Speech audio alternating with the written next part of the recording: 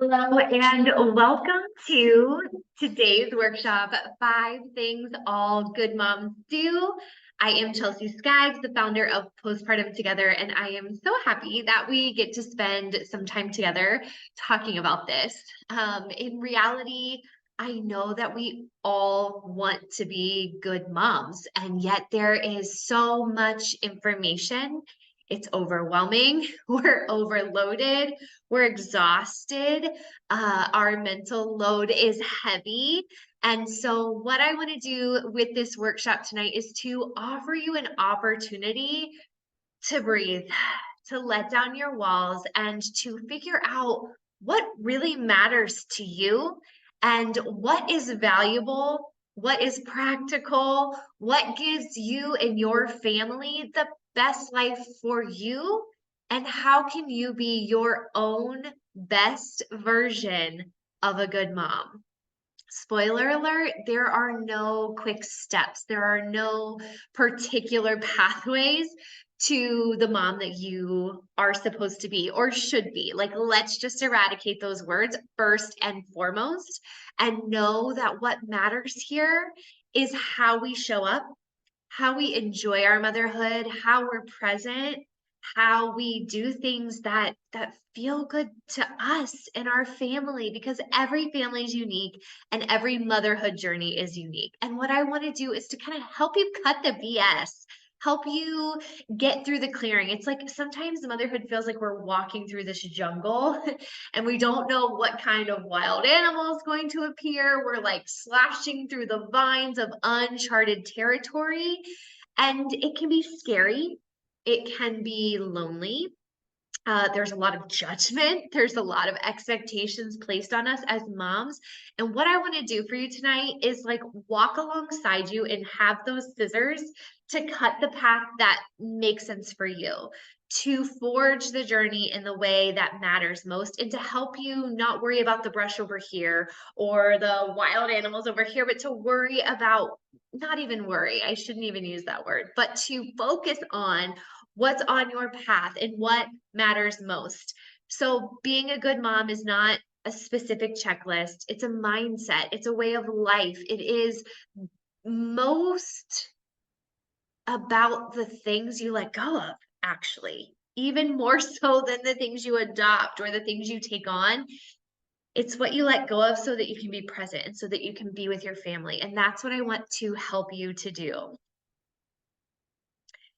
So the first thing we want to do as we get started, you can do this in the comments, is just add something in the chat. We're going to practice making connections. We're going to beat the awkwardness of showing up and wondering how to make a new mom friend or how to start a conversation. This is actually something people love about group coaching, which I host, is that it kind of breaks down the walls and helps us to get to know other people and take the pressure off and practice saying who we are and things about us. When you start a new job, sometimes you kind of flounder at telling your family or friends what your new job is and how you do it and what all it involves. And motherhood is a job, okay? Motherhood is a job. And at first, sometimes we flounder with saying what we're doing and how we're doing it and why we're doing it. And sometimes we don't even owe anyone an explanation.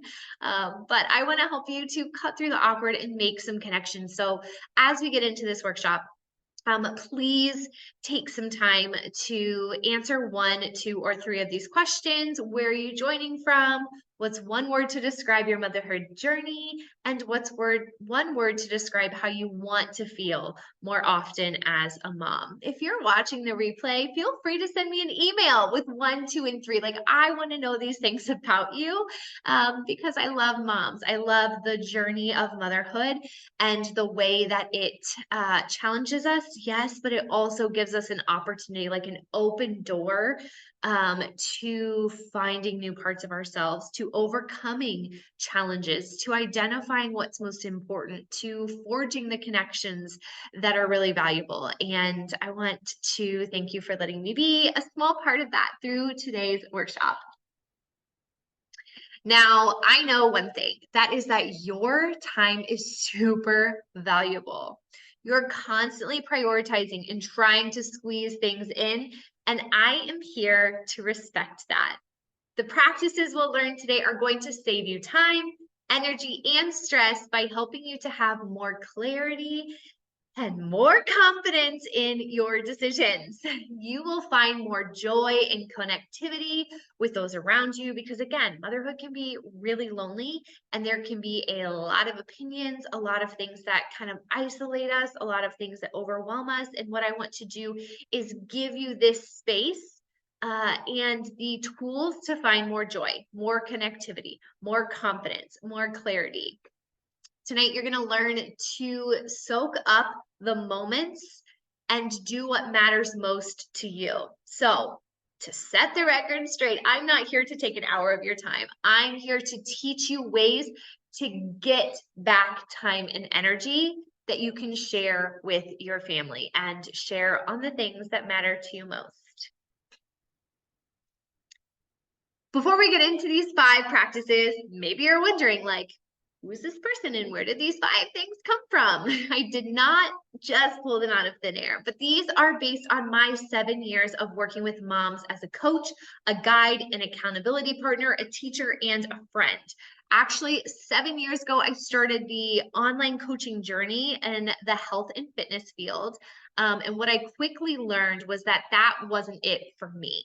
What I learned was that by working in the health and fitness field, I was seeing moms who were struggling with their identity. They were trying to change the way their body looked because it felt like something they could control in a way that they could keep up with societal norms. They were feeling disconnected in their relationship with their partner after having a baby. They were thinking, how do I make mom friends? How do I present myself? And also, like, WTF, like, what the just happened in my life and where do I go to process and make sense of all of this? And so I moved away from the health and fitness field. I pursued life coaching certification and I really dug into what are the changes of motherhood. Maybe you've heard the phrase matrescence. This describes the actual becoming of a mother because it is not just have a baby and take care of them. It is your life changes, your brain matter changes, your routines and structures and values and connections, all of this change. But currently we live in a society, specifically I'm speaking from the United States, where there's not a lot of respect for that. There's not a lot of space to process that. If you go through something big and it is transformational for your life, it really does deserve space and attention and support to process through that and to make sense of it. And not only to make sense of what happened, but to get really clear and intentional about where you want to go next. And so that is where I dug into understanding life after baby, postpartum, not just postpartum depression, you guys. Postpartum depression is one thing. And postpartum is a season of life after having a baby. And that is what I specialize in and have done so for about 4 years now, running small groups for new moms and providing private one-on-one coaching with new moms and one-on-two coaching with new parents. So I've worked with a lot of people who are in the same space where you are right now, and that's where these practices came from. These are practices that have improved my life and brought me out of postpartum anxiety and severe overwhelm. And they have helped my clients to do the same. And that's why I host this free workshop, because I want to share it with more people and I want to share it with you. So let's get into it. Number 1, good moms know their values and priorities. Okay, kind of like close your eyes and picture a moment with me. I want you to picture a moment when it has felt like everything is coming at you and life is out of control. And no matter what you choose, it's not going to be enough. That feeling is like heavy, like I can feel it in my body. I have been there. I know what this feels like. And I have been able to connect the dots. Those moments come from being disconnected from our values and our priorities. It happens when we try to make everything a priority and we just literally cannot. Not everything can be a priority. That's just a reality. I also know that this tends to result in arguments with your partner, feeling discouraged, and just a suck of your time and energy. So let's look at why this is so, so important and why we're starting here. Honestly, if you don't get anything else from this workshop, please listen in and take notes on this. So digging into the values a little bit more. Okay, this is super interesting to me if you like to get kind of nerdy too. My coaching practice is very much rooted in what does the research say? What is the anecdotal experience of moms that I'm talking to? What is the societal kind of message and sometimes cloud? And how does this all work together? So with values, we're starting here with some research because research studies have shown that those who think about their highest values before a stressful event actually experience less stress and show a substantial decrease in the stress hormone cortisol. So let's say that you have this big decision. Maybe it's taking a job, okay? Let's just say you have this job offered to you and you're trying to make a decision.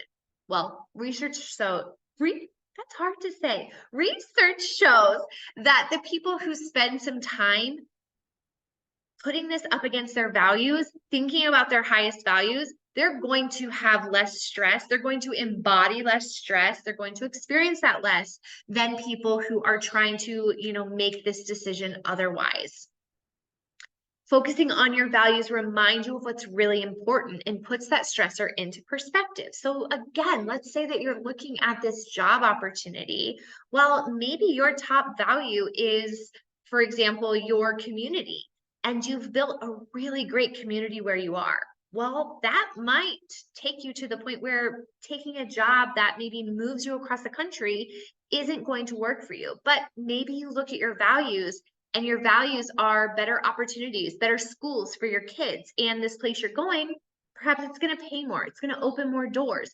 That value set is going to help drive the decision-making process, kind of rooted in some logistics and some reasons, and not just the emotional tug of war we can feel when we're making a decision. This is also tied to boosting, like we're talking about here, your decision-making and problem-solving skills. This is because values give us a foundation for which way we want to go and helps us make decisions with clarity. Let's do like a very simple example here. Let's say that you're invited to an event. Maybe it's a Halloween party, maybe it's a birthday party, maybe it is watching your favorite football team play in the playoffs. And you're invited to this event, but it's going to completely derail your bedtime. It's time to check in with your values. What takes the lead for you and your family? Is it routine and stability? Or is it outings and socialization? And there's not a right answer here universally. Like, I'm not like, what did you choose? Is that the right answer? No, that's the point here. The right answer is what's right for you and your family. And how do you back that up? How do you justify that? How do you have confidence in that decision? It's by knowing your values, knowing what to say yes to, knowing what to say no to, knowing what to say, I would love to, but that's beyond my capacity. Or we would love to, but it's not going to work because of X, Y, and Z. Insert your values. Another thing that values help with is your health habits, willpower, and stamina. So I hear a lot. I told you guys that I started in the health and fitness field, and I'm actually pretty far from that in my life right now. I really believe in the power of taking care of yourself, but from a very values-based place. So let's say that you want to exercise, you want to prepare food and not just grab whatever you can on the run. You want to take the time to meditate and journal and take care of your mindset. You want to get out for fresh air on a walk. But for many of us, wanting to do something is just not enough. It's not going to happen. How long have you wanted to make a change that you haven't made? I get it. Like, I'm not judging you here. I am sitting with you here, but I'm recognizing that if we want to take a step to make something happen, we need to root it in our values. It's going to increase our habits in willpower and our stamina. So let's look at this reframe. If you approach it as I want to blank, or even I should blank, I hate that word should. You'll see that on my page a lot if you hang out with me for very long. You complicate the emotions around something. You complicate it. It's easy to make excuses. You're easily comparing to someone else. But when you know your values, you can prioritize the things that matter, and it gives you language. When you have language and understanding in your own brain, you're able to communicate that to the people around you. And when you're able to communicate it, it's less messy. You're not kind of reacting and trying to make everyone feel good and comfortable. You're standing in your values. It's like literally putting your feet in concrete, because that's what you can stand on, and it builds your foundation. So in this example, this is one that really honestly resonates with me, is exploring the world is a family value of ours. And in order to do that, I need to be able to hike up a mountain. I need to be able to keep my breath going. I need to keep breathing while I'm hiking. So therefore, I'm going to make exercise a part of my routine, because that is part of the opportunities and experiences that are important to me and my family. And if I don't do this, if I don't take care of my body in this way, I'm not going to be able to be rooted in these experiences with my family that are a very high value. So you see how that kind of, it takes out the shame, it takes out the should. It's just very practical. Our family loves adventure and we want to see the world. That's a high value of ours. In order for that to happen, I have to take care of my body. A couple more parts to values here. I told you guys I am absolutely obsessed, and probably could have made this whole workshop just about how important it is to know your values as a new mom. But I want you to think about communication here. We kind of hit on this.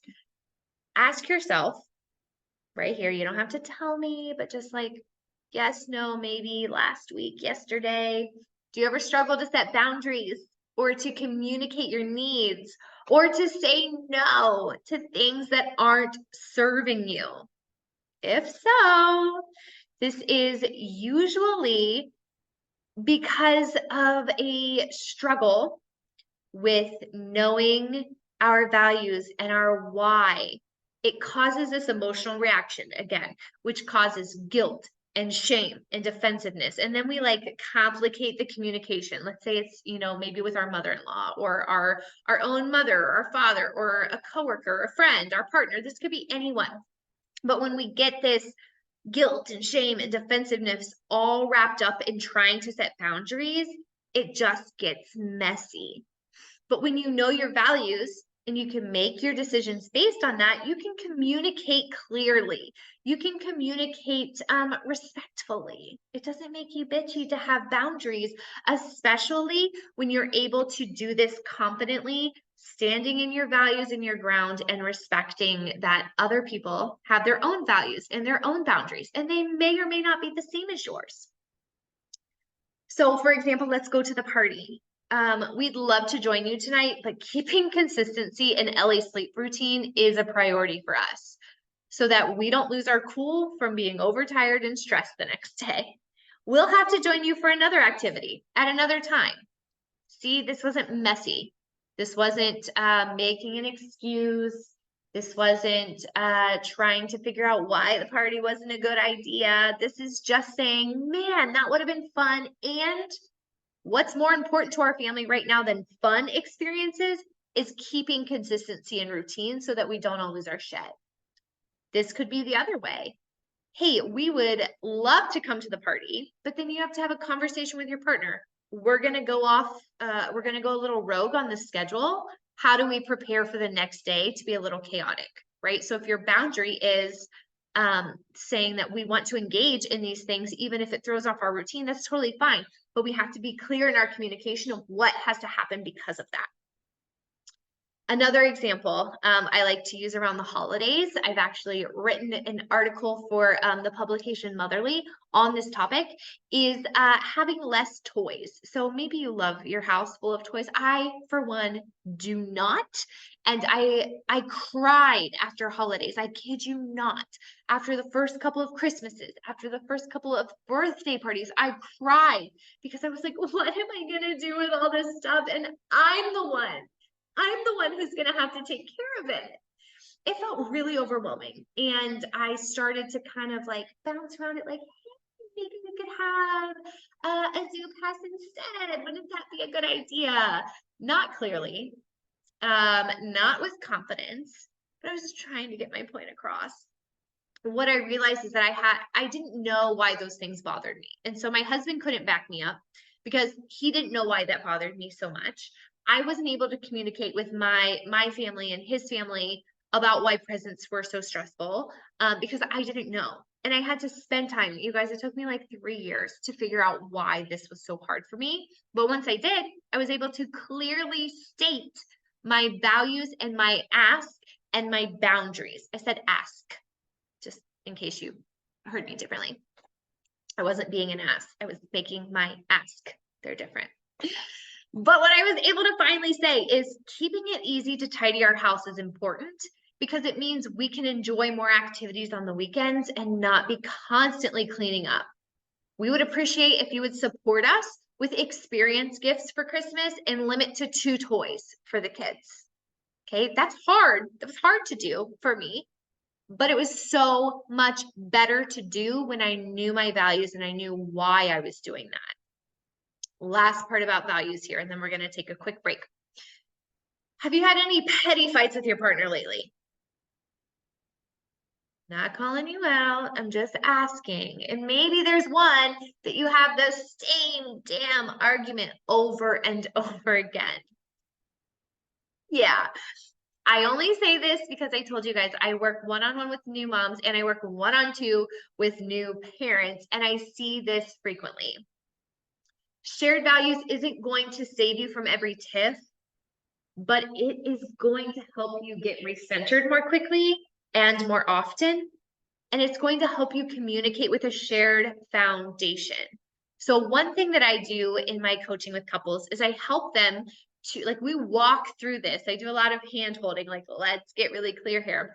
I walk them through identifying their top personal values and then their shared values.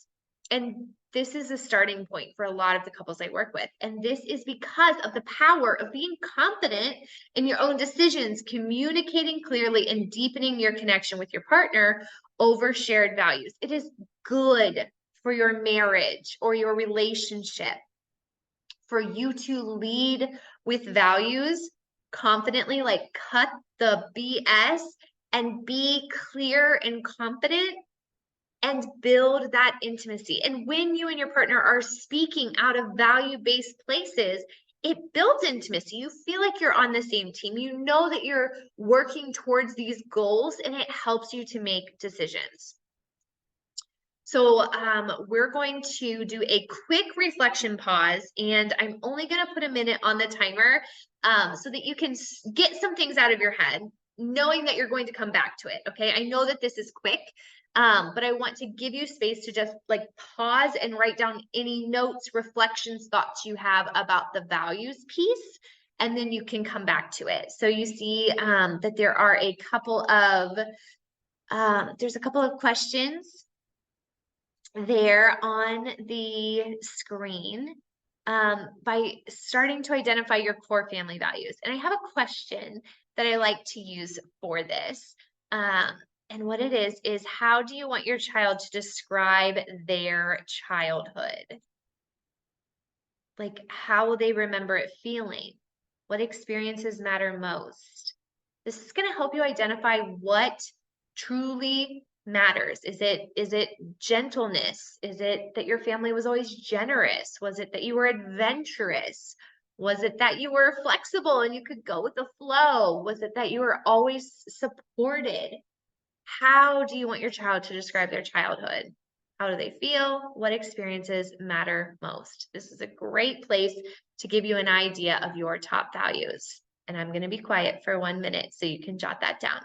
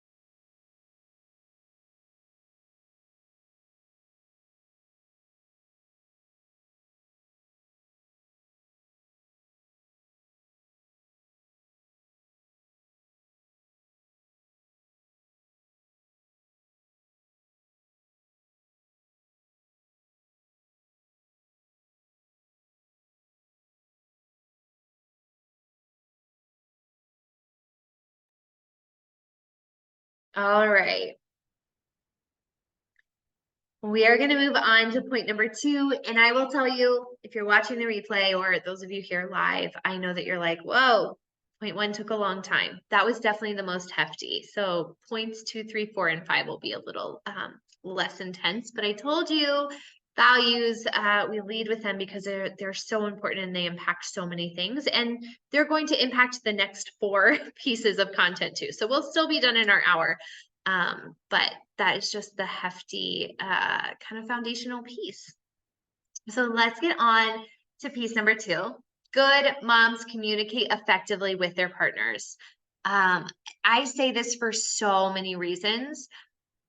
Not only is it good for you, your partnership, how you are leading your home together, this is important for your kids. Like, your kids are going to remember how you and your partner interacted probably more than they remember a trip to the pumpkin patch. We put so much emphasis on these experiences, but it's like the day-to-day feelings that really shape our children and their idea of the world and their expectation and what is normal to them. So communicating effectively with your partner not only helps you and your partner right now to be a team, but it has such a big influence on our kids. And so we want to focus in on this.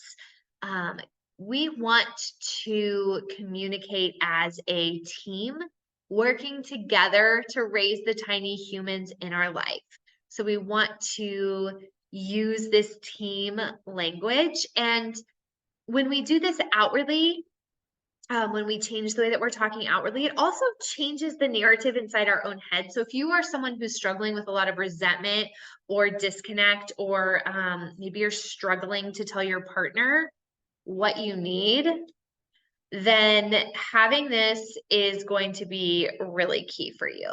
So we want to get to know ourselves so that we can get to know our partner and we can get to know how we communicate together. Your partnership doesn't have to look like someone else's or a certain way, but you do need to be a team, which means that it's both the like sweet, cute parts of being a team and also the really unsexy logistics, which make up a lot of parenting. I'm going to tell you this. If you can get the unsexy logistics figured out, it opens the door to a much sexier, lovelier, intimate, sweet relationship for you and your partner. And again, that impacts your experience together and it impacts what your kids see and what they get to know. So as a team, we use we language. We share our experience and point of view without casting blame. I felt blank when you blank, instead of, I can't believe you did da da da da da. You know, like, we know those examples. And we know how they both feel really different. We build up our partner in front of our kids, even from an early age. We communicate out of knowing ourselves and knowing our partners. So getting a better understanding of the way that your needs are similar and different, and understanding when a shift is needed. This means learning our communication styles and skills, our expectations, the experiences that have shaped us, and how they maybe have been the same and maybe have been different. I have a couple podcast episodes that I will link with this video. One of them is on internal and external processing styles. Another one is on setting business meetings. I also have one on using the love language. I guess that's 3 in your relationship. But these are the ways that we keep learning about ourselves so that we can communicate clearly, so that we can build that teamwork with our partner and really be on the same page as much as possible. Now, I just mentioned business meetings, and this is on the slide too. I teach my clients how to have business meetings with their partner, and it's not sexy. Like I said, again, the logistics are not always sexy, but it does decrease arguments and resentment so that you can have better connections and like better, sexy, intimate time. We want to share the load, but don't expect your partner to read your mind. So what we do when I'm teaching business meetings, and again, I have a podcast episode on this, and I support my clients in a private setting on this, and also in my group setting. So if you work with me in the future, you're going to hear about business meetings. But what I do is we think about think about how you go to a work project and you divvy up the tasks. You communicate the expectations. You're checking in. You're figuring out who's responsible for this part because that makes sense for them and their strengths. Who's going to take this part because that makes sense? What's left? What needs figured out? We want to look at our home and our baby, our child, as this project that we're working on with our partner. And what this does is it gives us the opportunity to be kind of logistical and strategic and really clear about our expectations. I work with a lot of moms who are really resentful, but they're not communicating their expectations, their needs. They're not voicing this to their partner. And not to say that it has to be all your mental load to tell your partner how to do it. Like, don't believe that I think that. But we cannot get upset when people don't read our minds. This also helps us to alleviate some of that mental load. We got the check-ins. We're looking at what's coming up this week, what appointments are on the calendar, who's going where. Like, doing this proactively has a huge, huge benefit so that we're not, again, I'm telling you about saving time here, so that we're not going back and forth in text messages all through the day, or trying to figure out who's taking care of what, or all these last minute things. Yes, those are going to come up, but take care of as much as you can proactively. So as we think about communication, we're going to put 1 minute on the timer here. And I want you to think about a time where you can build some more proactive and teamwork-based communication into your relationship. Like, what can you talk about proactively? How can you operate more as a team? And I just want you to have a starting point in this minute.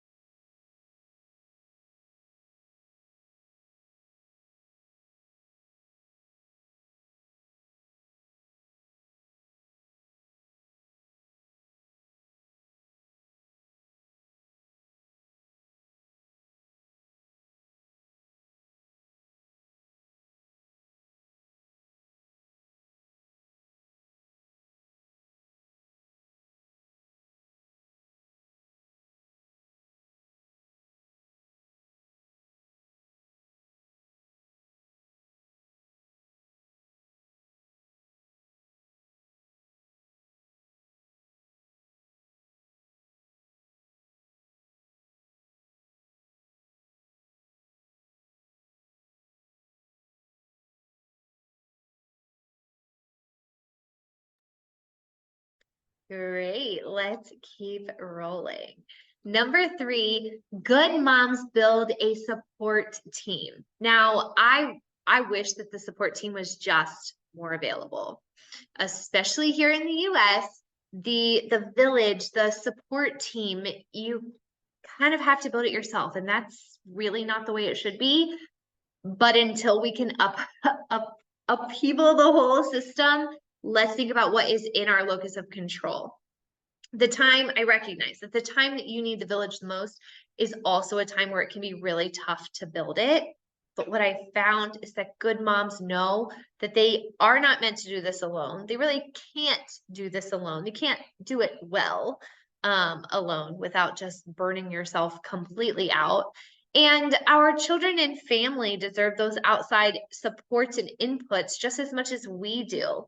So as a good mom, I'm asking you, if you're someone who struggles to ask for help or to accept help that's being offered, put your pride aside and let's ask and accept help and support.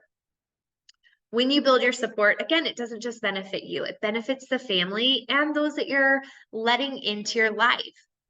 And I want to challenge this thought we often have. Like, why do we think that moms should do it all themselves? Or why do we think that there are moms out there who do it all themselves? Usually these are misconceptions. These are societal expectations. They're kind of rooted in this patriarchy, which we're not even going to go down that whole lane. Go ahead and watch Barbie if you haven't already. But I want to tell you this. I wish I had learned this a lot sooner. There is no reward for a mom who does it all themselves. No one is going to show up with a medal or a trophy or put you on a TV show or a winning lottery ticket because you never asked for or accepted help. it's going to burn you down. You are going to not feel your best. It really just doesn't help anyone. So let's think about the natural personal connections, professional connections. What is available? And we also need to think about our expectations because not everyone's going to show up at the same level or do the same thing. You're probably going to have people that disappoint you because they don't show up the way that you thought they would. You're probably going to have people who surprise you because they show up far beyond the ways that you expected them to. But how can you say, okay, whatever is in my scope, whatever is available to me, how do I lean into it? How do I accept that? And how do I show my kids that they don't have to do everything themselves? We live in a very individualistic society in 2023, and in a lot of ways it's causing us to be more isolated, to be disconnected, to be overwhelmed. And when we lean into community, I really think that's like our human nature, and that's where we're meant to be. So I want you to stop and think about two things here. Number one, what beliefs do you hold about doing it all yourself? Let's identify, just start there. Like identify these unhelpful beliefs. And then the next step would be to challenge those and to work through, where did those come from? Why are we doing this? That's something I do with a lot of my coaching clients. We peel back the layers of the onion, but the first step is identifying it. And then also, where is there support available to you that you can lean into? Additionally, where do you not see support available, and what steps can be taken to get closer to having that? I just want to share a couple of places that I found support that I wasn't expecting. One, library story time. Not only is that where I met new mom friends, but also it was another adult human who had created this activity and experience that I didn't have to be responsible for. I had to show up. And then this magical fairy of a woman called the library storytime lady did the magic, and I was able to relax and connect with some other moms and kind of just breathe for a minute. That was so helpful. I also found it in an accountability and coaching group where I was just literally showing up with the same people on a regular basis. These weren't even people, most of them weren't even people I knew in real life. I knew them virtually, but having that space to connect and check in with them on a routine basis, I felt like I was seen. I felt like we built this foundation to have hard conversations, and I had never experienced that before. That was really a godsend for me as a new mom. Another place that I have found unexpected support is an older woman in my community who lives down the road, who like literally showed up in my driveway one day, and I was like, who is this lady? Like, what's going on? But she wanted to invest in my kids' lives. Like, there's more in the story there, but I don't have time for all that. But there are people who want to be supportive, and don't wait for it to be perfect. Don't wait for it to look like the Instagram reel of all the mom friends getting together every weekend for mimosas, or wait until you feel like you have enough family members living close to you. Like maybe you have that, but maybe you don't. Most people don't. If you spend your time being upset about what image you don't have, you're going to miss the chance to build your like hodgepodge, imperfect, but really helpful community. So let's take a minute to reflect on those questions.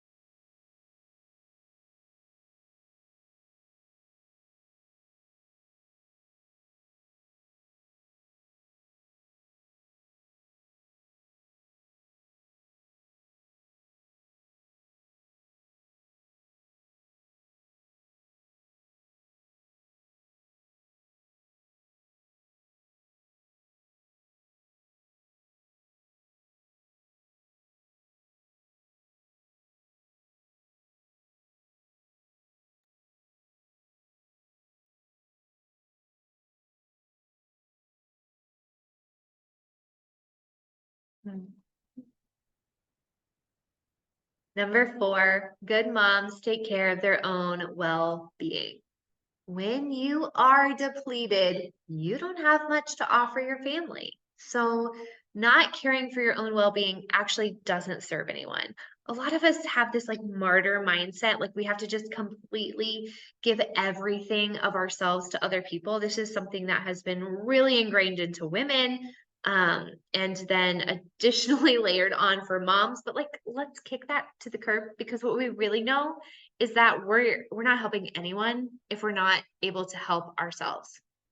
Moms worry that taking care of themselves is selfish, but I actually want to say my opinion is that the opposite is true. Not taking care of yourself is selfish because you don't have anything to give. Think about a recent time when you were short with your family or you just felt unhappy with your life. Now ask yourself, was your cup filled? Probably not. And what kind of energy did others experience? And did you experience because of that? Everyone benefits when you're in a better place. And I'm not talking about elaborate or expensive, okay? Like if you love the spa and pedicures, that's totally fine. That's not really what I'm talking about here. That feels like maybe a level beyond what I'm talking about here. I'm talking about just well-being. I'm talking about the 5 minutes that you pause to take and breathe and recenter instead of scrolling and comparing when you have a stressful moment. I'm talking about that conscious choice of choosing that breath work or that meditation or those affirmations or journaling or something for 5 minutes instead of scrolling and comparing and then feeling like shit about yourself. I mean, I'm not saying you can't ever scroll, but I'm saying like there are times when we know like our body is signaling that we need a recenter, we need to take care of our nervous system, and we move to a distraction instead. I think that conscious choice is actually a very good example of self-care and well-being. I'm talking about getting outside for the walk because you know the air and sunshine will lift your spirits. And so self-care and your own well-being is putting on the jacket and the shoes and go for the walk. When your partner gets home, go for the walk. Don't overcomplicate it. Don't be like, oh, well, I have to make dinner. You can take the 5 minutes, the 10 minutes, the 15 minutes. We love to make this complicated and it doesn't have to be that complicated. I'm talking about calling your friend to talk because you know the connection will be impactful for you and for your soul. But here's what I know. Many people don't actually even know what it takes to fill them up and make them feel cared for. So believe it or not, I'm often walking my clients through rediscovering this because it doesn't always come natural. So if you're like, oh, I don't even know what I would do, you're not alone and we need to fix that. It's important to figure out how you feel your best so that you can tap into that and have the right energy to show up as a good mom. So we're getting rid of these myths that we've told ourselves or heard from society. And I want you to start rejuvenating or start brainstorming, some things that rejuvenate you. So we're going to take this minute and literally this minute is just you saying like, these are things that rejuvenate me. If you're struggling, I want you to go back to high school, go back to college, go back to your young adult self and say, what did I do to take care of my well-being? When did I feel my best? And let's just get those things down.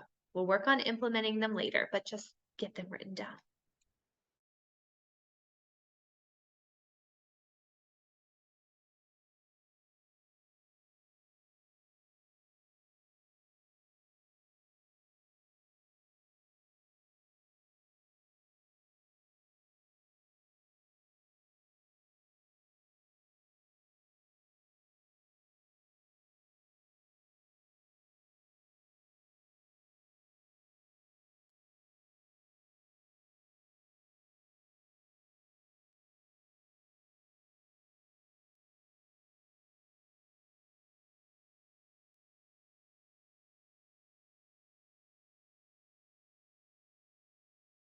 And on to number 5. Good moms work to understand their children, not just generalizations. I think back to all the time I spent Googling answers for what my child should be doing, how they should sleep, how long they should sleep, what they should eat, when they should crawl, when they should roll over. General guidelines are fine. They're actually necessary to be able to identify when a problem is happening. So yes, we need guidelines, but also when I look back, I think I could have spent that time observing and enjoying my baby and getting to know how they are. I kid you not that I probably Googled or Pinterested like 287 different sleep schedules and routines. I spent hours looking for the magic key and it never came. I actually didn't stop crying at night. And I mean, my baby was crying, but I was crying too. I didn't stop crying at night until I realized that I could take more time watching my child and getting to know his cues and his patterns and his needs and just try to tend to those instead of fitting him into some schedule that some mom put on Pinterest because maybe it worked for her child or maybe it didn't and she just wanted the Pinterest clicks. I mean, that shit really happens. You guys, a lot of things on the internet are clickbait. They are maybe like not even tried and true.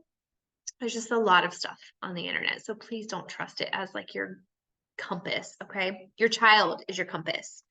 If it's an emergency, please call your pediatrician, okay? But if not, like pause. Can we pause before Googling and make sure you're getting to know your child? Maybe they're not following the same pattern that you saw laid out in this pretty chart, and that's okay because your child is different.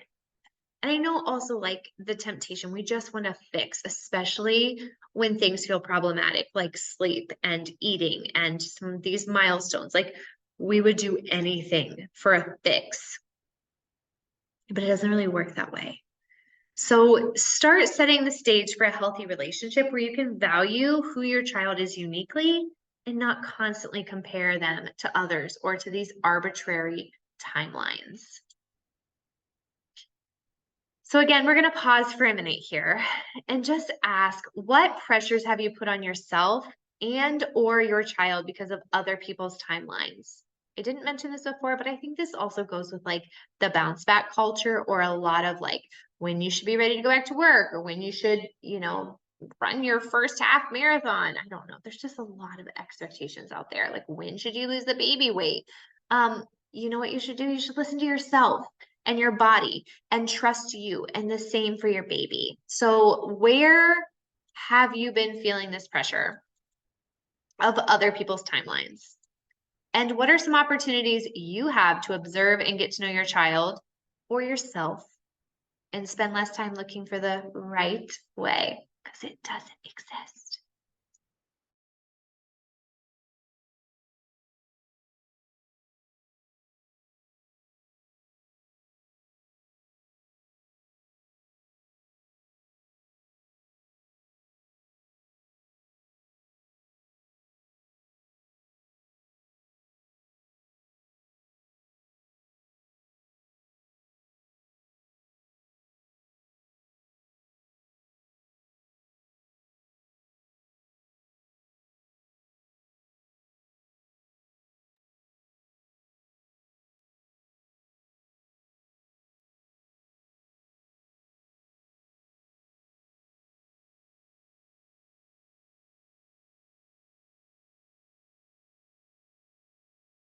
All right. As you start to explore these reflections and try these tips, like it's pretty normal that maybe like questions or next pieces are going to come up. Like I said, motherhood is often like the onion, and you just start to peel back a layer when you're ready. And then you get ready to peel back another layer and another layer and another layer. And it kind of goes deeper. And that is how we see motherhood. So as you come back to these reflections, as you come back to these notes, as you start to implement these things, I just want you to know that it's normal and it's okay you're not just going to solve it. We're going to keep opening these layers of ourselves. And that's such a cool part of motherhood that you get to explore and awaken and really foster the deep parts of you that maybe nothing else has ever brought out. So, by the way, I'm Chelsea, and this workshop isn't about me. So that's why I wanted to get right to the top 5 tips and give you that value. but maybe you've loved this time, or maybe you haven't. And now you're wondering, why am I talking to you about this? And who am I? So I am Chelsea Skaggs. I'm the founder of Postpartum Together, and I create spaces that help and support a lot of women who are in similar situations as you are today. Women who want to enjoy their motherhood and give their children great memories. Women who feel overwhelmed by how many to-dos and how-tos are out there. Moms who notice that there's a gap when it comes to caring for moms and families, and they know that they deserve support. Moms who feel lonely because this can often feel just disconnecting, or there's competition, or there's insecurity. And so motherhood sometimes can feel really lonely. And I work with a lot of moms who want to feel really confident in their connections. As I mentioned, I'm a certified professional life coach, and I've been working in the coaching space for 7 years now. I specialize in supporting new parents, whether that is my Postpartum Together small group coaching, or working in private coaching with new moms or couples. I'm also a mom of 2 and a wife to Mike. And parenthood hit us really hard. It hit our marriage really hard. And now my husband is literally the biggest supporter of the business.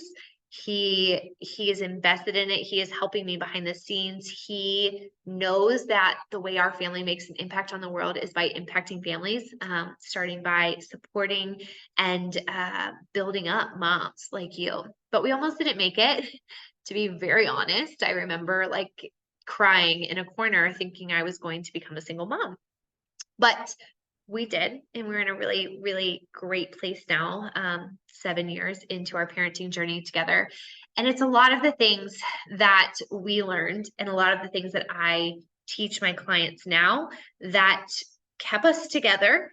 And I'm sharing with you tonight because I want healthy families. And I know that that starts in a lot of ways with the transition into parenthood. And dads feel that too, but moms feel oftentimes more motivated to take the first step. And once they do, we often see the partners following along.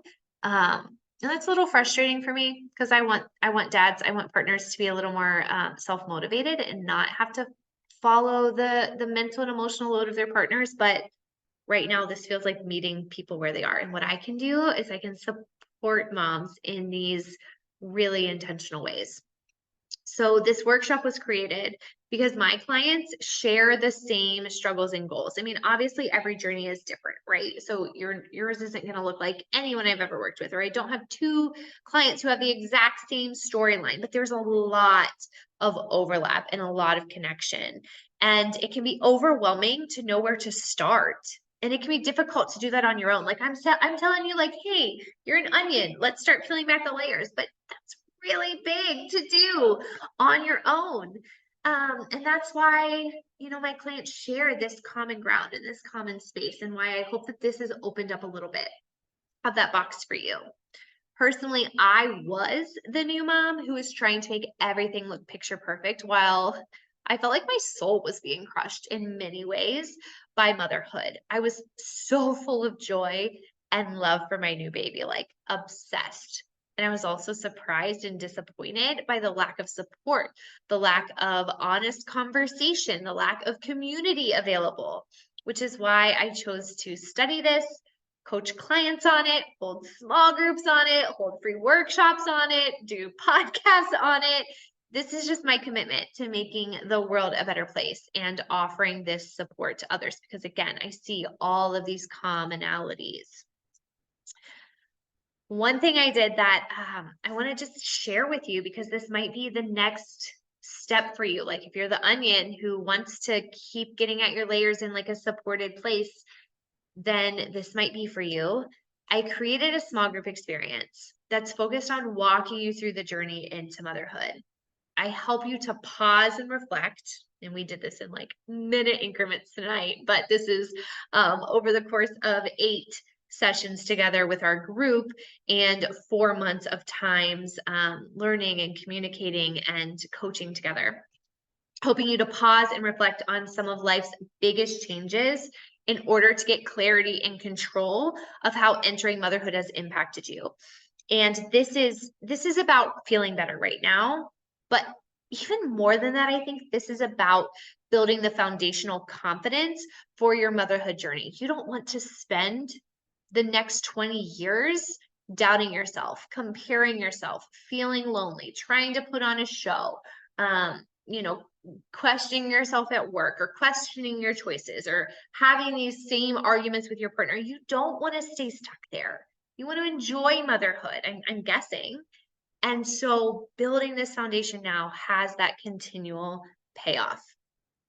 These small group experiences, and I start a new one every couple of weeks, which is really exciting because now is a perfect time to hop in and have the support over the next few months. These small group experiences help women to forge meaningful friendships with one another, give structure, like I just said, like there's a lot that goes through our mind, but I give you the structure to the processing that you need to do to make sense of all of your changes. We normalize the experiences you have had and will have because you don't want to feel lonely in them because you're not. I know that you could sit down with your journal and think, okay, how has motherhood changed me? Where do I want to go? But if you're like me, having some outside support and accountability and community is the big change. And there's a ton of research out there about how many more goals are achieved and more growth happens in the midst because we are communal. So I break this down into 8 pieces of your journey so that you can have the guidance to make sense of it. I make this space to answer the questions here, like what's standing in your way that you need to get rid of? What new or further skills are required in order to get there? Like these are the things we're going to continually do together as a team, as a community, as moms who are committed to growing for ourselves and the benefit that has on our family. And I work to make this like gap in the bridge here easy for you to engage with, fulfilling, a safe place. This is super important to me. A safe place to show up unfiltered. You don't need to lead and organize this. I do that work for you. But you get to come and let down your walls, have a breath of fresh air, have an adult conversation about the things that you're going through. Like this is actually very life-changing to have those things in a safe container with people who are going to support you. So if this is something that you know would unlock your favorite parts of motherhood and really build that foundation to pay off for the next 20, 30 years of raising these children into adults, I want to invite you to talk to me in the next couple of days about our next small group that is forming now. Now, I know some of you have already gotten plenty out of this workshop. You're like at your stopping point. You're thinking, I need to sit with this and I need to try this, and I already have the tools to do so. Great. But for a lot of you, you're thinking, this is really good. And it opened up some parts of me. I want to explore that. And I need the support in the container to do that in a really empowering way.